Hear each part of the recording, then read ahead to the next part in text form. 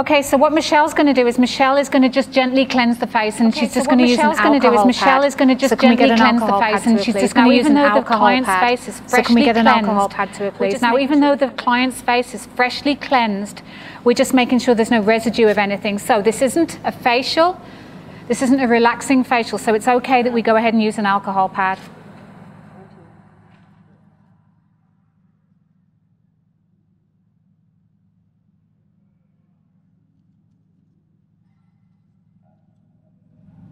And then I will normally just take a quick look at the back side of the alcohol pad and see if I've got anything that's coming off.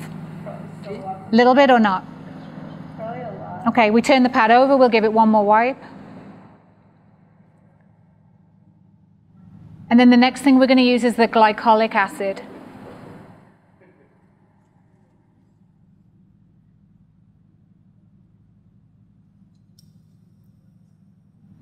And with the glycolic acid, there's lots of ways to apply it. You can apply it with your fingertip. You can apply it with a medical cotton swab, the ones that have the wooden stems, which you can buy from the supply house, Permanent Makeup Products. If you don't have them, they're hard to get.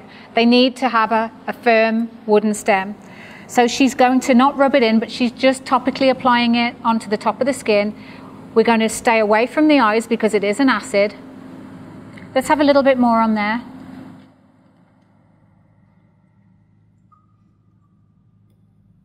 Now guys, we never ask the patient, does it hurt? It's just not a question we ask. Are you comfortable is a question that we would ask. How are you doing? And then I would expect this to sting a little bit, to have a little bite. Okay, that's great. Does it have a little bite? A little bit. Okay, a little bit's good. So think of it as eating away those dead surface skin cells that are just lay on the top of the skin. Everybody's got their phones out, and I did ask really, really nicely not to use the cell phone except for you. Yeah. So it's just because of our insurance limitations with our policy. Sorry, guys.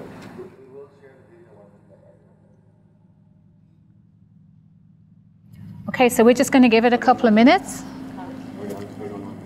How's it feeling right now? Oh, great. Is it stinging a little bit? A little bit. Okay, good. We want that reaction. We want them to know it's doing something, right? So it's okay to verbalize with them. It's okay to verbalize with them, guys, this is stinging a little bit. So Michelle's just screwing on her tip. Now, guys, what I would ask you to do before you actually take the tip out of the bag, this is the tip, right? Can we just get it in the camera? Or maybe not. Right, this is the tip. See the lot number and the expiration date? I need the client to see that that is new, sterile, and in an unopened package. So sometimes I will give it to the client and I will say, hey, I want you to inspect this. This is showing that you've used a brand new needle that is unopened. Okay, that's good. She's seen it, it's unopened, and now we could take it out the pack and we could put it onto the machine. But your client has seen it, handled it, knows it's brand new, knows it's sterile, and knows it's within date, okay? So you're going to screw it onto the machine. We're going to remove that glycolic before we do anything else. Okay, so where are our pure pads? Can we get some more of these?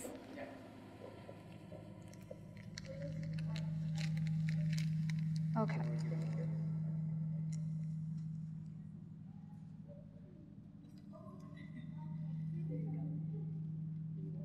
Thanks. No, that's plenty.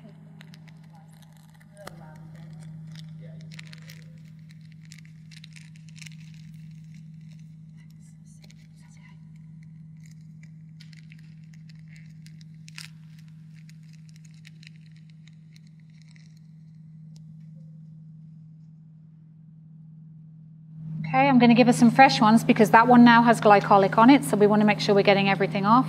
So I'm going to even give her 2 more after that. We want to make sure it's fully neutralized. And we're going to ask the client, hey, do you have any residual stinging?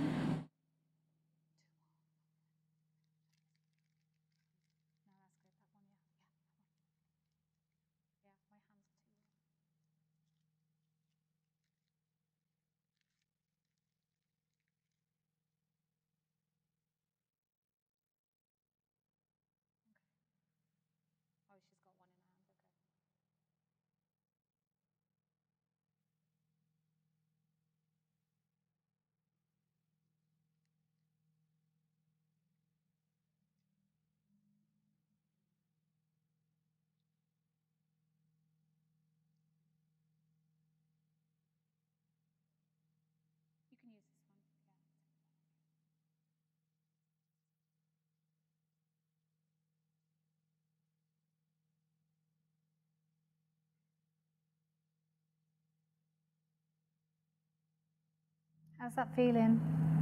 Good? Any stinging left? Maybe just a little bit. Maybe a little bit on the lip line? Okay, let me change that out for you. Give her one last new one.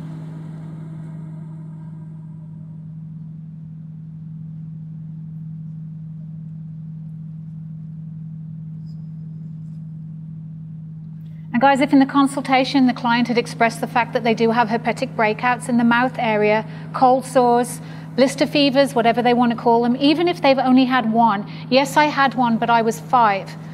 It's active in their body. So they run a risk of getting another one. So we would either stay away from the lip vermilion in these instances. I've never had one. Okay, great. But that being said, we know that any procedure that injures the lip line can cause a herpetic breakout for the first time. And it is really important that you verbalize that to your client because you don't want them holding you responsible for their first cold sore. You don't have to film it, just like when she's Okay, so the one thing I can tell you about this is this plastic housing is quite on there pretty firm. So if I have wet hands, I can't get it off. No, it's okay, I think I can do it. But I'm just letting you guys know ahead of time that you may want to pull it off before you put your gloves on, because I'm just having a little job. So hold that, Michelle. And can you show them how your barrier film is on?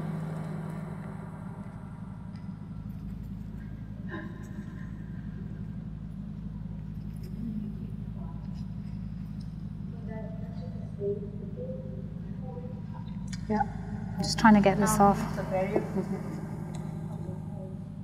You're not supposed to touch it. Thank you. Okay. What's that for?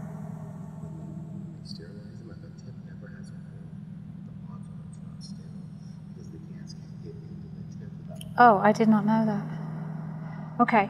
So when we put this on, I'm just going to show you. So Michelle's occluded her machine completely. So everybody has their own way of occlusion. We showed you a wrap with the barrier film. You can also use a loose piece of wrap, and then she likes this clear piece of wrap so that you can see the machine and how she's working it today. This is the screw on, okay? So you're going to screw it on. Your gloves will be clean when you touch it, and then it needs to be firm but not over tight, right? So don't over tighten it. So if you if you're unsure, just back off and just pinch it again. So firm but not over tight. Okay, now what we're going to do is I'm going to get this young lady step in, and we're going to do what next? Who can tell me what to do next? There's a bottle of glycolic in the person that tells me what step comes next. I'll give a free bottle of glycolic to somebody. I'm not giving you a free bottle of glycolic. It's okay right now.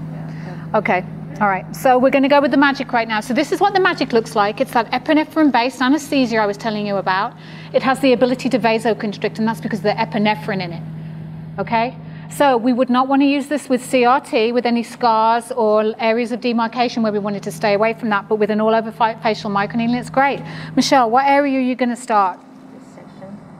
Okay, so what I'm going to do is I'm going to drop it on for Michelle. My gloves are clean, so I'm not risking contaminating this. Michelle's going to use her little finger just to rub it in gently, and then she's going to open the skin slightly with a very mild stamping. This bottle must never touch the client's skin. This tip must never touch the client's skin, because once you do, it's contaminated, okay? You can't clean it. So one press lights the machine up, the light will come, and then you give it one quick press, and then it will start the engine if you like, and 2 presses will make it quicker. There you go.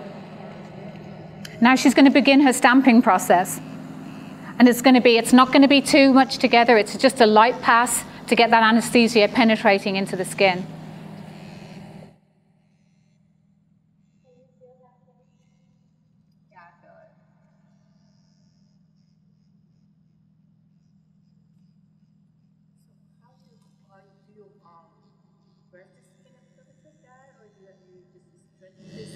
She'll stretch the skin if she needs to.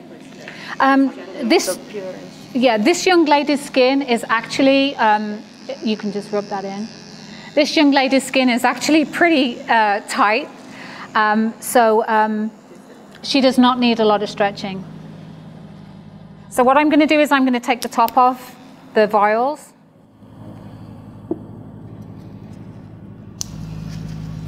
And I didn't do a very good job because I didn't break them. So let me go, careful, very sharp. All right, I gotta get through. Joe, I need something to get the top off the vials because the plastic came off without the other stuff. I need to get those off the vials.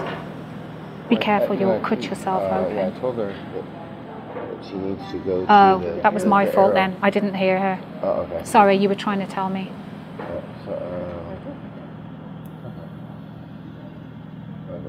Sorry. You were trying to tell me, I didn't hear you.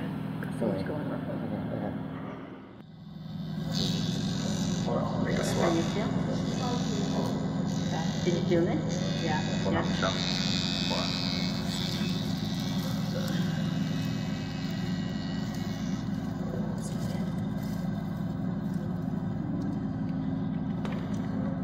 Okay, so here is my peptide, and this is pure, and this is stem.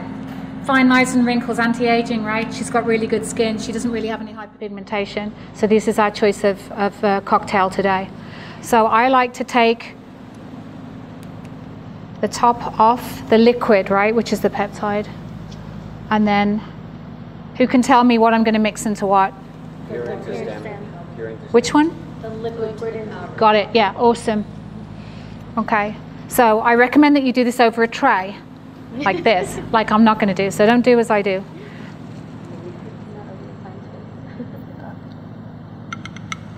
I'm going to let that sit. There's going to be a little accumulation in the bottom and I'll put that in afterwards.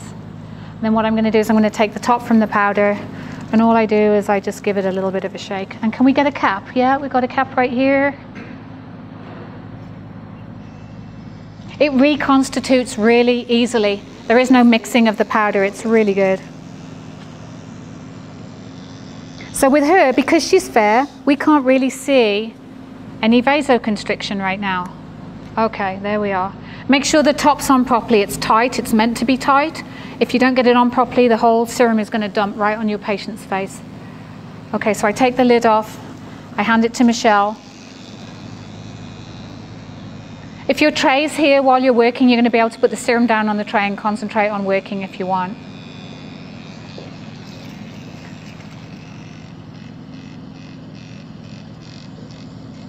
You can see that she's twisting the machine when she needs to get it into different areas of the face. She twisted her machine so that the flower tip fit in by the lip. She's straight in and out. It's just a tapping motion. She's not using any force. She's letting the machine do most of the work with its reciprocation, and then the rest of it is her hand.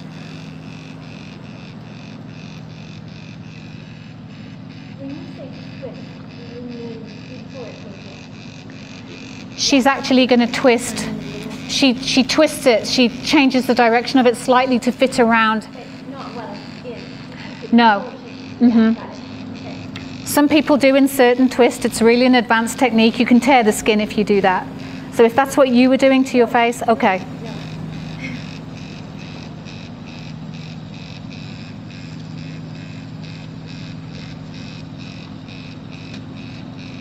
We're normally going to go between 1 and 6 times in any one area. It just depends on the delicacy of the skin. Okay. All right, so she's done one area. Now she's going to go to her next area. Where are you going to go, Michelle? So we do not wipe off the numbing. We just leave it and then, okay, got it. Yeah. Okay. I like it. You can wipe off the numbing if you want. I mean, really, the numbing is so, it's very fine. It's epinephrine, it absorbs into the skin. We haven't put a layer, slathered it on. Like in permanent makeup, we'll leave a big, thick layer so that we can occlude it and it will, you know, emulsify as it gets warmer. This doesn't work like this. This is epinephrine. It works on open skin, so it's better we just put it on, leave it a minute or two, and then we can gently open the skin, put it in. It's great for permanent makeup. No eyebrow technician should ever be without this. This gets them out of pain in minutes. Even for an upper lash enhancement, it's pain-free in minutes. Have you ever used it? Just that. Have you ever used the Magic? Oh yes, Magic. Yeah. I bet you. No, I'm getting ready for it. All right, where do you want it? Lessen the pain for you? I think a little bit. I mean, a little bit. I mean, so the difference with this is that it's like there's like a thrust to it that's different than a regular microneedling. Already had that. There's a what to it? Like a thrust, almost like, remember ProCell, how it would like hit you? There's kind of an experience like that. Okay, so she's feeling a little bit of discomfort. So it would be smart of us, hey, let's give the anesthesia a little bit more time to work, or we'll just make a second pass and wait. So, okay, Michelle's going to make the second pass. Sorry, she's going to make her first pass in the second area. So she works in a clockwise direction. Michelle works a little bit differently from me. Michelle's going to go 1, 2, 3, and she's going to go around the face in a clockwise fashion. Yeah. I'm just not recommending it for you guys right now because I think you'll be leaning in it. I think you'll be leaning in your work. And I'll explain to you on another client like how I think it's better for you guys until you actually get your rhythm. This is 0.5 needle? It's a 0.25, 0.25, yeah. So, we look at her hands, we look at her feet. She's not showing any, signs of discomfort.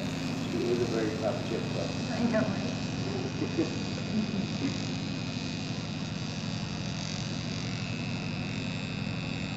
If somebody tells you I had a C-section, I don't feel any pain.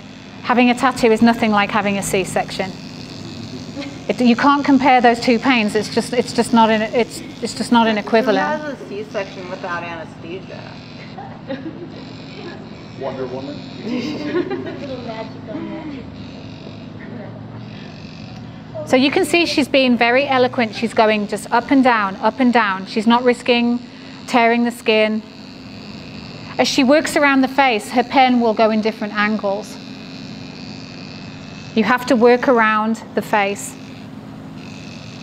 See how she changed her angle?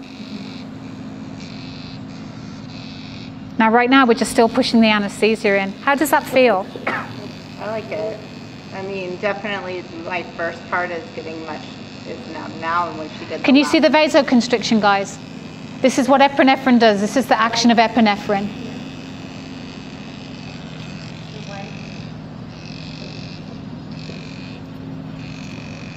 So actually, just because she's feeling it, I think what we'll do is we'll leave that area, and I think I'll have Michelle do a second pass on the original area with serum. Okay. I don't have your serum, Michelle. Oh. Yeah, if it goes on the floor, guys, it's dust. Yeah. Just so that you know.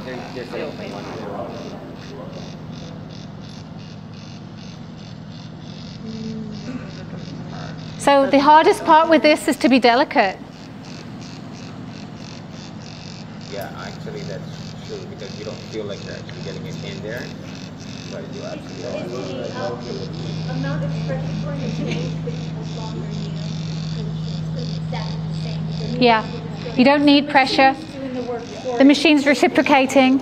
Her hand is reciprocating, if you like. It's just a nice combo. So you don't have to think, oh, I thought this needle, I have to do it different. Never. The same. It's always going to be the same.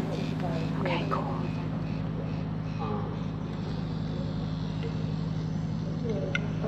Those two. Versus me, you We need another cap. Oh, you got it.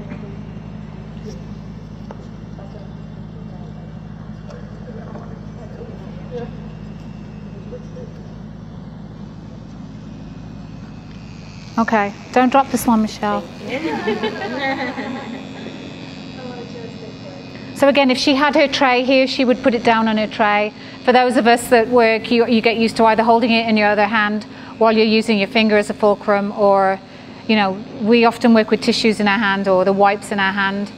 If we were causing pinpoint bleeding on her, I would have a wipe in my hand and I would be dabbing as I went along.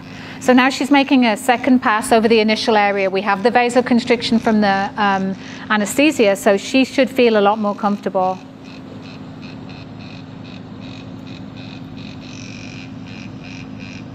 So the one prior to this was the anesthesia again? We went anesthesia, Right. a light pass. We went anesthesia, a light pass. But you know, everybody's pain tolerance is different. Yeah. Once we see the vasoconstriction kicking in, we know she should be almost numb. Okay. We'll ask her in a minute how she's feeling. She's fair, so the vasoconstriction takes a little longer to show because, you know, you're blanching out somebody fair. Right. If we were doing it on somebody with darker skin, you'd see it a lot quicker. So now she's going to make a second pass on the second area. See how she's changing the angle of her pen as the angle of the skin changes. If you don't move the angle of the pen, your pen's pins are going to be going in at the wrong direction. They're going to be going sideways. You're going to be missing half of it. So the pen is just circle itself? No, it's stationary. All it's doing is, it's like a sewing machine, all it's doing is this little motion like that. Okay. Yeah.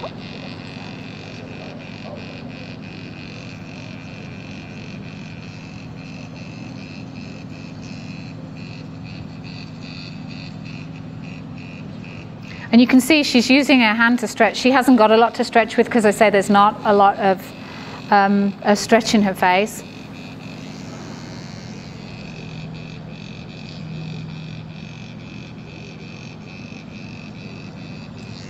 Are you more comfortable now? Yeah. Okay, now she's a lot more comfortable because the anesthesia had to kick in. So with her, we had to give her that full 2 or 3 minutes for it to kick in.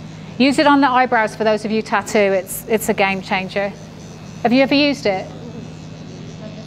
Oh my God, it is so good, so good. And with even like the microblading? It is the, you can use it with microblading, absolutely. You just a lot of microbladers don't like using anesthesia because it can inhibit the color because it's a different, it's a different technique, yeah. Okay, what do we need? What if you just do numbing or? Yeah. Yeah. Okay, we need the numbing now for the forehead. It's okay. Yeah. I'll tell you what, let's do her whole forehead because she's taking a little while to numb. Yeah. I always take more. Yeah. So the forehead is the most bony parts of the face are always going to be the most painful. The most bony part of the body, even for a traditional tattoo, is the most painful.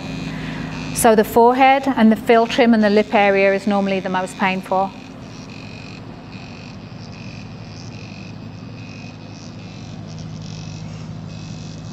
Sometimes they sneeze, it can cause a little sinus reaction.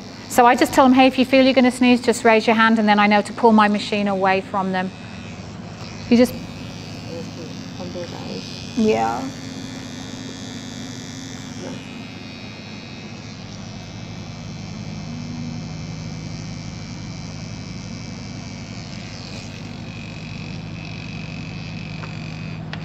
So if you're doing by yourself, and nobody can, you know... You don't need an assistant. Yeah, most of us work by ourselves, yeah. If you've got an assistant, you're spoiled and it's great. You can have a tray, yeah. You'll have your mayo tray right with you. What you've got to remember is everything you touch with your hand, if you're her, you're contaminating. So if I give her this, it's contaminating this.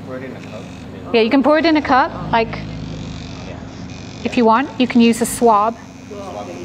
Or you can use an anesthesia stick. Can you pass me that blue stick? But you can use an anesthesia stick. All the products that I'm talking to you about today that I bought with me, you can get from permanentmakeupproducts.com.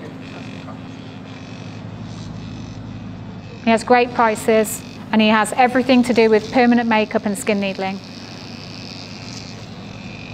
Really good prices.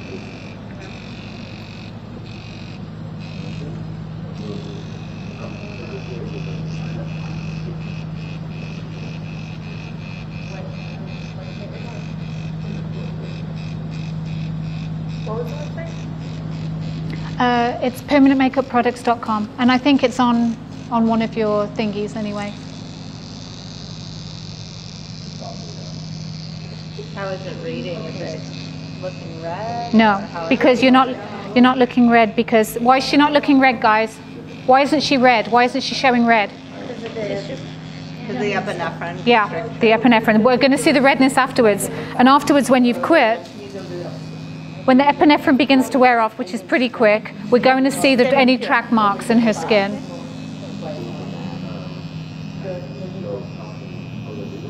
So you go over 4 to 5 times in the same place on this whole section here? Anywhere from 1 to 6. Anywhere from 1 to 6. Yeah, you can either stay low. Well, I meant from 1 to You can stay localized if you like in one spot, and you can just tap in that one spot. Or you can make a pattern of tapping. So we call it, in the tattooing, we call it basket weave or crosshatch, where you'd go along, back, and then you can go up, down, or you can go in a circle if you want. That would be called obervoids, or you can just do a straight tapping motion.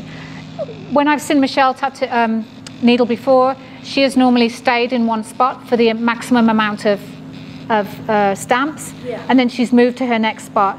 The flower tip is allowing a slight overlap, so you should never ever get any lines where you've missed between rows. Do you guys see what Michelle just did, where she had me open up my eye and then she pulled the gauze up so she can get underneath my eye closer? Yeah.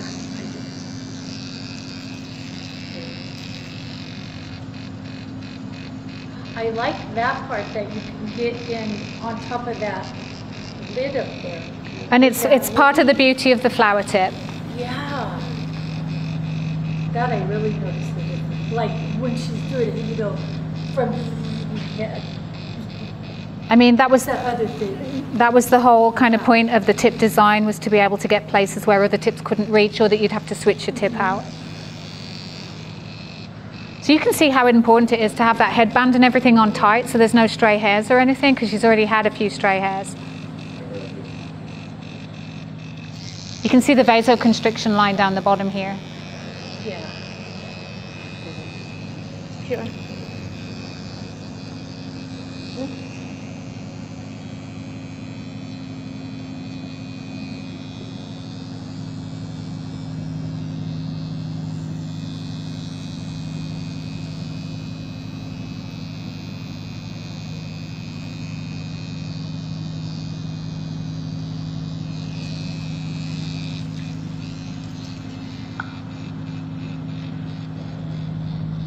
Yeah, thank you.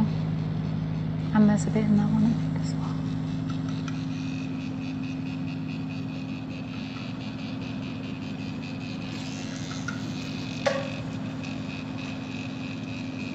Have you got any questions? Can you go over the eyelids with the deepest longer? Sorry, I can't quite hear you. Can you go over the eyelids with longer needle also?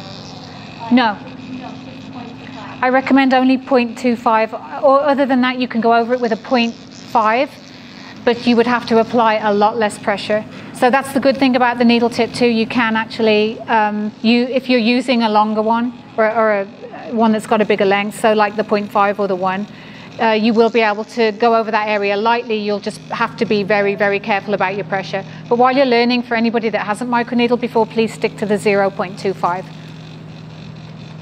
You'll know when you're ready to move on, because you won't hesitate. If you don't know if you're ready to move on, then you're not ready. And you can see she speeds up sometimes when it's a smaller area, or she can go a little bit quicker.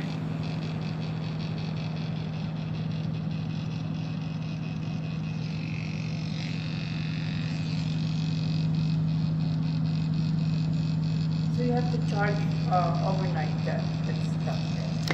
You could charge it. I charge mine for about 2 hours.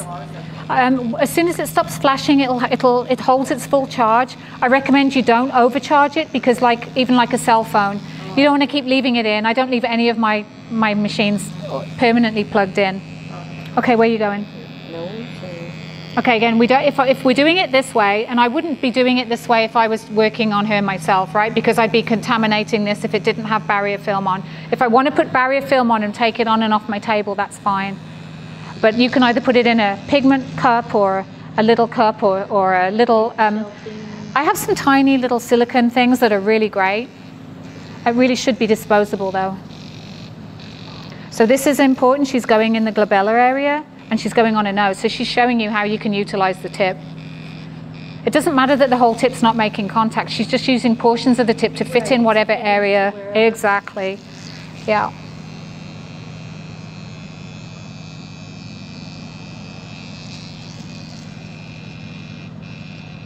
Your gloves should fit tight, but not too tight.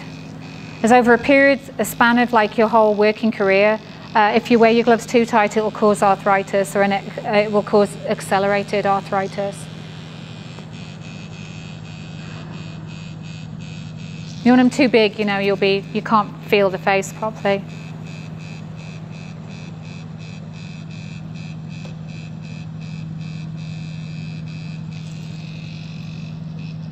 So the nose is obviously more bony. If you're too heavy-handed, you'll get a bleed on the nose, even though you won't get a bleed anywhere else. If you get a bleed, don't worry about it. You can just massage it in with serum and it should stop.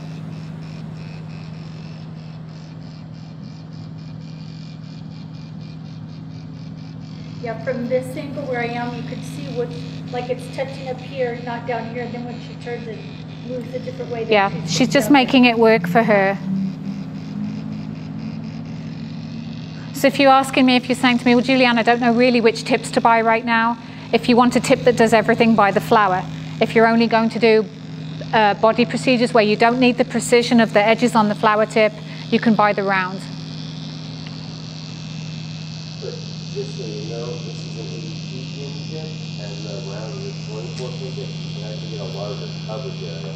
So if you're doing a big coverage area, if you're doing a small area on the body, then the round is a big coverage. So what it's saying, it's got more pins in it, so there's more, you know, it's just getting a lot more punctures.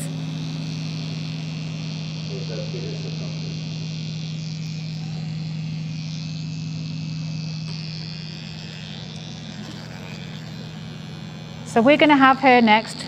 She's going to work the whole bottom area with the magic so that we can get her numb and we can speed it up a little bit.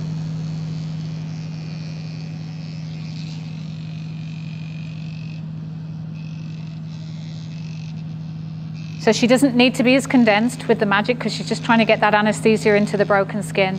So just sort of spot it. Yeah, it's not like you're infusing the serums. Yeah. You're just trying to get the skin to a state of numbness.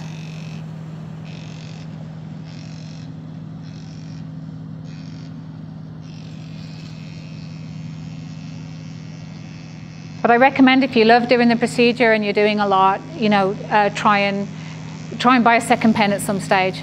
If this is the pen for you, you know, you really need a second pen. Like I said, no hairdresser has one hairdryer or one pair of scissors. And the manicure, well, at least me, I always have more files than I need. As in electric files or anything. Yeah. When you think you need one, and it goes down, it's like terrible. Well, if you're halfway through a procedure and heaven forbid you should have a malfunction or your battery runs out and you're not near an outlet, you know, you've either got to shuffle your client around, find an outlet, and it's not me trying to sell you an extra machine, it's just what you need if this is the thing for you and you do it often enough.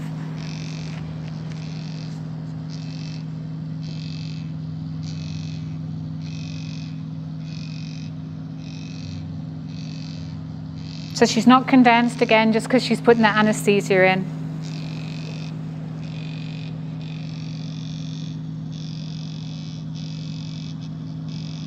You never want to work on the lower eyelid.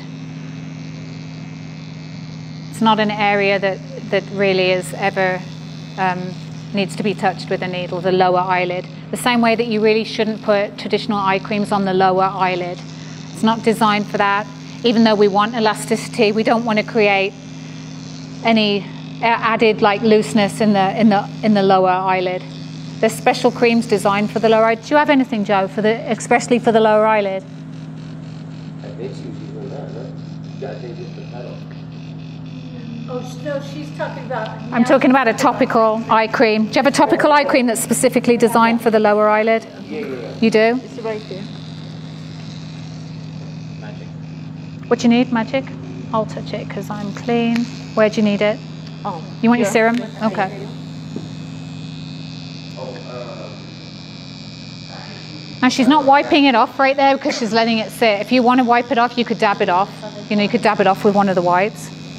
So you use the hyaluronic acid under the eye, right? Mm-hmm. Yeah. I'm gonna go over that very large.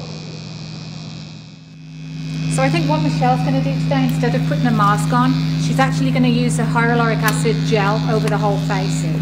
So we're just showing you some different ways to do. We've already talked to you about the face mask. Right.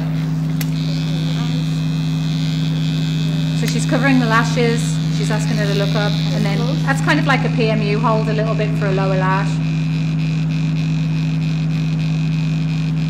And she's being delicate when she's under the eye, you know, she's not going. Yeah, you could see the complete. Yeah. I noticed that on the other eye. So if you remember all these little pointers, you will never go wrong.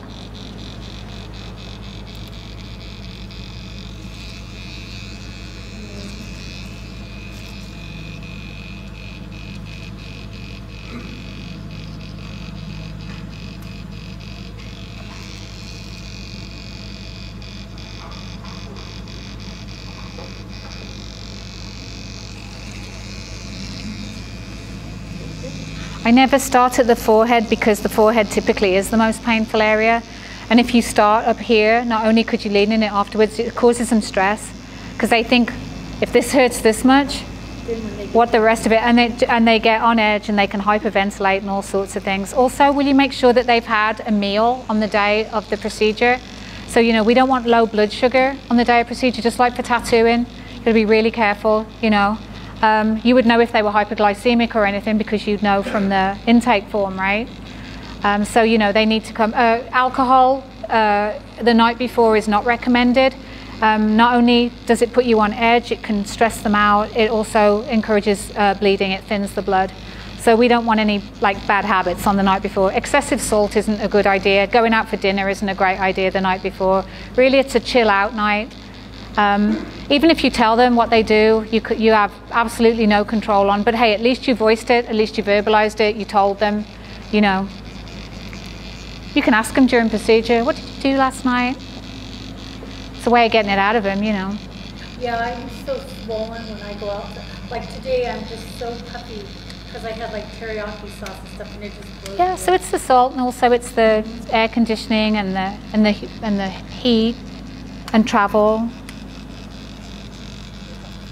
Does anybody have questions on the technique? Can everybody see? Can you see? Yeah. You sure you don't need to move so you can come and see? Oh, no, I can see good. I see perfectly over them. They're short. Anybody have questions about, like, you know, the angle? I'm just gonna move it. It's kind of like a puzzle, right? That's Like the best way to imagine like a puzzle. She's following the contours of the face. And as long as you understand that you can't keep that pen at that angle, that you have to keep moving it to always be at kind of this angle to whatever area of skin you're working on. Okay.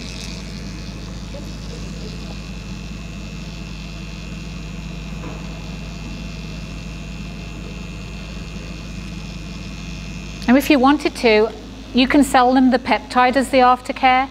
So what you can do is you can send them home with a brand new bottle of peptide if you want. You're not going to sell them the stem as well. I think it's too complex for them. But their skin's open for a certain amount of time. It's not very long. Those microchannels begin to close immediately as soon as you kind of finish the procedure. But on the night of, you have a window, if you like, of when the microtrauma is still healing. So whatever they put on their face that night can be like quite beneficial too. So, you know, if you wanted to send them home with an extra vial of the peptide, as long as you can, you know, you can get them to agree to afford it or make it part of their aftercare. And then what they can do is it will last more than one application. So you could say PM, AM, PM until it's used up. It has a life. Once it's open, it has a shelf life. So would that be best, like, because I'm going to do mine on me. All right, so if you're going to do it on you and you have Joe's products and you want the best healing situation there is, Right. I suppose that I would have to recommend that you would needle yourself with a booster and a peptide of choice. And then what I would do is for your aftercare, on the night of and the day after, you mix together the same again, because it's going to be the most potent cocktail, but it's got a shelf life. The stem has a shelf life once it's reconstituted. So I would then use half a vial on the night and I would pat it in gently, and then the next morning upon waking I would do a gentle cleanse, and then your face needs to be warm. You could put a warm towel on it, open up the pores, and then pat the rest of the concoction in. I'm just not recommending it for a client. For clients, yeah. Yeah, but the peptide for sure. that with? Whatever the choices is of what you would be using on your skin. So for you, it would be STEM and Pure. Okay. Can you put that in the fridge? Yes, I do recommend you put it in the fridge. I have sterile autoclave packets that I put mine in and I pop it in the fridge. But Joe will tell you more, but I don't recommend it keeps any longer open than half a day. Okay. The potency of the stem cell, as soon as it's open, it begins to lose its mojo. And that's what we're using on Kim, is the STEM and the Pure right now, right? You're using STEM and Pure, yes. And then, So she's just patting the residual product in. Have we got much left? Any left? Her skin's in good condition, so it didn't suck it like a sponge, you know. Let's have a look what we've got left, just to show you guys. Oh, we've got actually quite a little bit left. Yeah. So probably about a fifth of what was there originally, I would say. and then we would do another one of those and use it at night. I recommend that you take it home, Yeah. mix it at night before you go to bed, put a warm, clean towel on your face, open up the pores, and then put half of it on, pat it in, yeah, and then pat it in the morning. That's what I would do. If you know, because you've got access to it, right? Are we going to put the rest of this in? You're gonna give this to Kim, so you're gonna use it tonight. Are you going to give it to her to take home? Mm-hmm. Okay, so in this instance, she is going to give it to her to take home to apply tonight. So I'm going to put it in an autoclave packet, and she's going to take it home with her, and she's going to put it on tonight before she goes to bed. If it was me, or if we had more time, I would be patting the rest of it on, and I will let it sit for 10 to 15 minutes while I clean up. I'm going to do tray breakdown, or I'm going to clean myself up when I'm going to do my paperwork. I'm going to find a way to do something. And then what I'm going to do is I'm going to put new gloves on, new gown on and everything, and I'm going to put a face mask on it. So that's what we should do if we're doing that at home. Like, go ahead and do that whole thing. Yeah. Yeah. You can do that? Okay. So this is a hyaluronic acid based gel. I think it's 3 milliliters, isn't it, that one? So this is instead of a face mask. So I recommend if you were going to do this, you'd put it in the fridge so it's cold. Got it. And you know, you can keep them in the fridge anyway. So she's just dabbing it all over.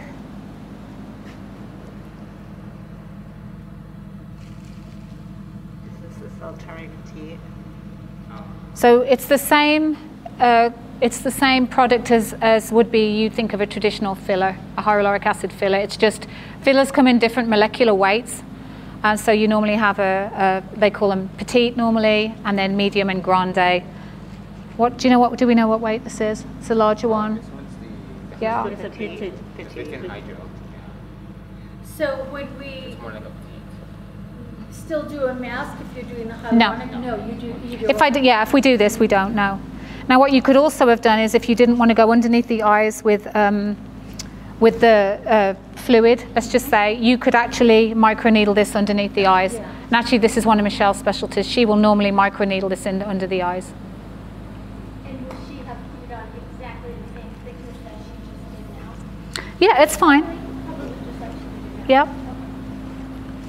So you can see she used it all. If she didn't, it's not going to be any good anyway. This is trash now. I love hyaluronic acid. I wish I could have it for my body. Yeah, it's great. I love it.